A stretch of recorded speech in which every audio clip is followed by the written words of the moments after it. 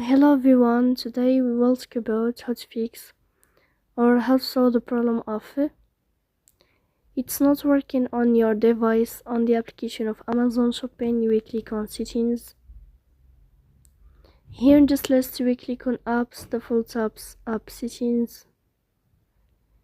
In this page you will click on Amazon Shopping app and you will enter. Then this page of app info you will click on first stop and you will click OK. Here you will enter to the window of storage. Then we click on clear cache, but pay attention, don't click clear data because that can delete your account. Here you will go to Play Store, you will search about Amazon Shopping, then you can announce clear up and you can install it again to fix that problem. So please don't forget to support us by like and subscribe.